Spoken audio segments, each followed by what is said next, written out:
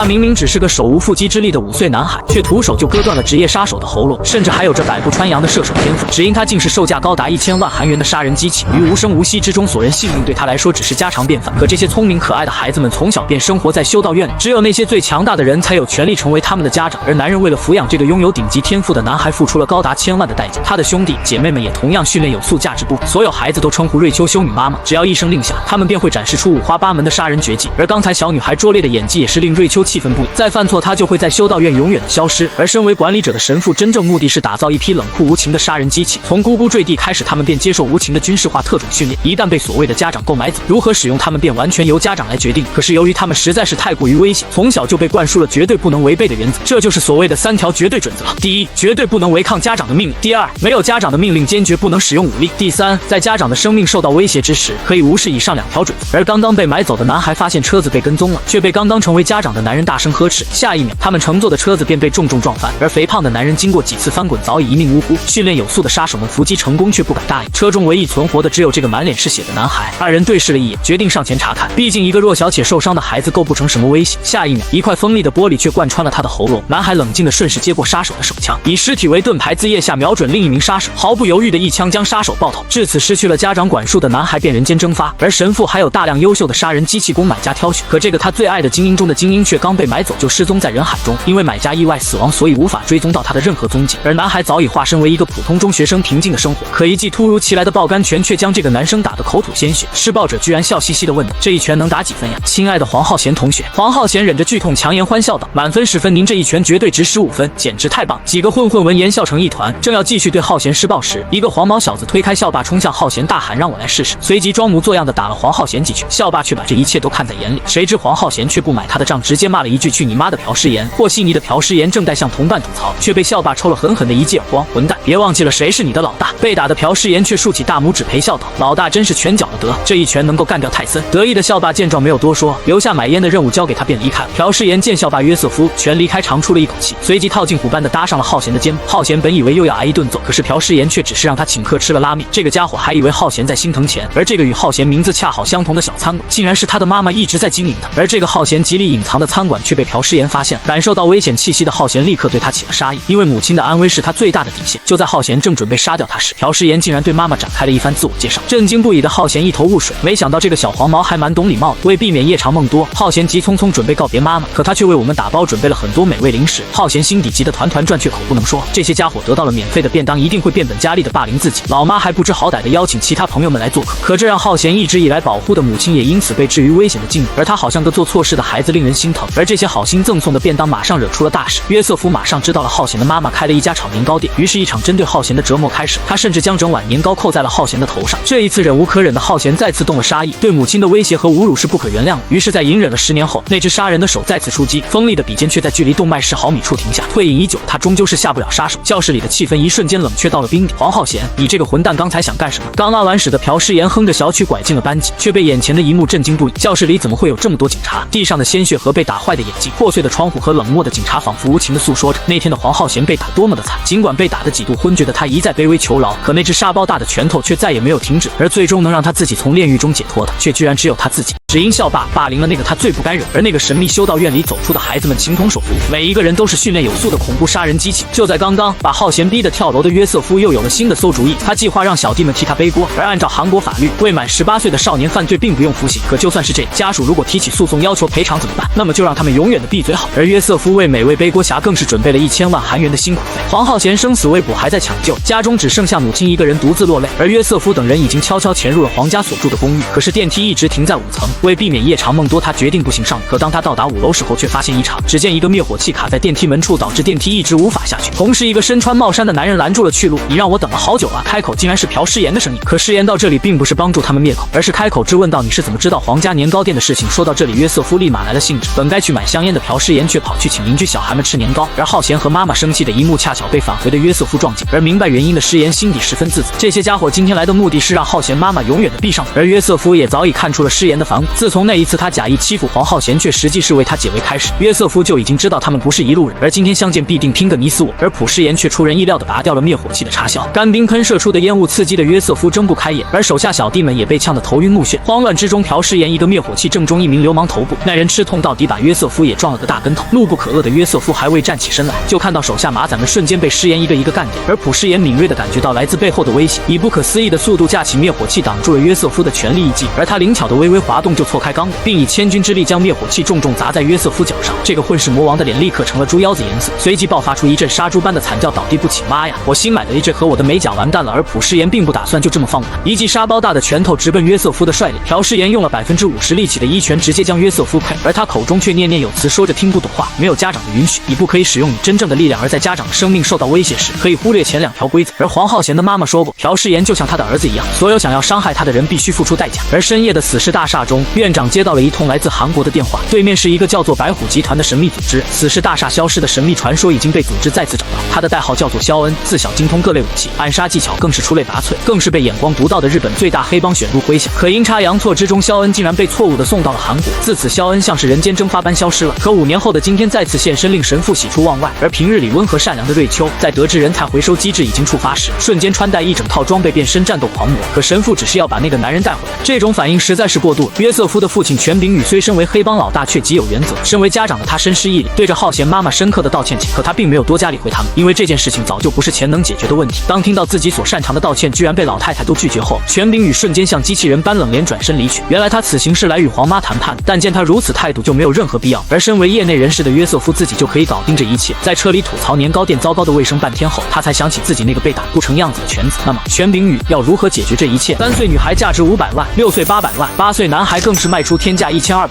只因他們竟是從小經歷魔鬼訓練的殺人機器。可隱姓埋名長大的男孩遭遇霸凌時卻沒有任何抵抗能力。原來所有死士都必須遵守3大準則，只要收到了來自於家長的指令，男孩可以將任何地方变成浴血修羅場。就在刚剛，首爾市人民醫院接待了一位特殊的患者，不是別人，正是被朴世妍打斷小雞雞的約瑟夫。而他的父親權炳宇卻對他挨揍一事倍感恼，非常禮貌地將護士小姐姐請了出去。約瑟夫還想繼續吐槽，卻被權炳宇一個耳光重重地打在臉上。聽好了小，我並不在乎你把什麼同學逼得跳，也不在乎你殺人，我最生氣的是你做事情不乾淨利落。我們的原則是一件事情絕對不做2次。5分鐘之後，一只皮鞋重重地踹在朴世妍的胸口，原來是权炳宇的手下來找麻煩，而明顯他們不打算就這麼放過他，而是一個耳光接着一個耳光重重地打在他的臉上。想，就算你同時對付4個學生不落下風，也不意味着你能與成年人抗衡。而他们的少主因為朴世妍變成了個瘸子，讓他付出1條手臂的代價似乎也不為過。隨着咔嚓一聲脆響，慘叫不止的朴世妍瞳孔放大，充滿了不可思議。而趾高氣昂的男人滿意的轉身離去。數分鐘後，黃昏來臨，朴世妍不屑一顧的輕鬆把胳膊扶穩。原來這些混混只是把他的胳膊弄脫臼。由於受到3條絕對準則的束縛，朴世妍無法發揮出真正的能力。雖然影響不大，可是直覺告訴他事情變得更加棘手。心事重重的他剛走出小巷，便被一個人叫住。原來是黃媽媽恰巧路過，驚訝道：“你怎麼搞成這個樣？和別人打架了？”可再次坐在炒年糕店裡的朴世妍卻好似心事重重沒有胃。可黃媽媽告訴他不必多慮，放開了吃。這一刻，世妍突然感覺他就是自己的家長，而接收到家長命令的他立刻開始大快朵頤。直到黃媽媽怕他噎死，讓他喝水，才立刻灌了一瓶農夫山泉。吃飽喝足的他這才想起來問問黃浩賢的情況。雖然昨天的手術非常成功，可他仍未脫離生命危險。幾次在生死邊緣徘徊的浩賢憑借強大的求生慾望堅持着。無能為力的黃媽媽再也繃不住，如果可以的話，她想要把約瑟夫的爸爸撕成碎片。而朴世妍卻只是默默地悄無聲息地聽着他的發洩。許久之後，黃媽媽才想起坐在店裡的世妍，卻發現他不知什麼時候早已經離開了。而此時在權炳宇建設集團的大廈裡，剛剛結束3季度股東大會的他得意洋洋地端起紅酒，為財務報告的回暖向眾人致意。而一個昏昏欲睡的死胖子困得向侍女要了一杯白酒，下一秒卻被一個紅酒瓶重重摔倒了臉上。是他，朴世妍。他將這個豬頭作為開胃小菜打得滿臉是血。未等喘息，他立刻抄起托盤中的酒杯，向後面衝過來的打手扔去，恰好將他的雙手套住，無法動彈。隨即一記高掃踢將打手腦殼踢碎。他順手抄起來的餐刀和餐叉也成為百發百中的飛刀暗器。聞訊趕來的護衛們卻無法找到朴世妍的蹤跡。而權炳宇也注意到這個身手不凡的金髮男孩，而這個男人的行動完全是按照第1條準則，家長的話要完全服從。突然從桌下殺出的他將這裡化為地獄般的修羅場，僅憑借一把餐刀便解決掉數名打手，就連餐桌上的桌布到他手裡也化為殺敵的利器。這些打手面對他的平均存活時間不到5秒鐘。敏銳的朴世妍突然感到腦後有風，被他下意識閃躲開的飛刀將身後的護衛直接爆頭。而手套男孩在沉浸在昨天毆打他的劇情中，下一秒就被朴世妍輕鬆制住了拳頭，緊跟着一記重擊將他打翻在地。睚眦必報的他順手就將手套男的手臂狠狠折斷，正待補刀的他卻被一顆子彈攔住去路。雖然臉上只是破了皮，可這顆子彈的主人卻是他此行真正的目標。面對着權炳宇的質問，世妍打起了太極。可權炳宇並不相信他沒有幕後主使，伴隨着一聲冷笑，從牙縫縫裡擠出幾個字：媽媽告訴，想把你撕成碎片。話音未落，他便以不可思議的速度，攪得权柄宇的槍并重拳将他擊倒好痛。这就是你們所謂的復仇嗎？沒有回應，只有沙包大的拳頭砸到他的臉上，隨後是狂風驟雨般的組合拳，一直打到他失去意識，口鼻噴出鮮血。朴世妍才悠悠到第一條規則：家長的命令要絕對遵從，便頭也不回的轉身離開。可躺在地上的權柄宇並不打算閉嘴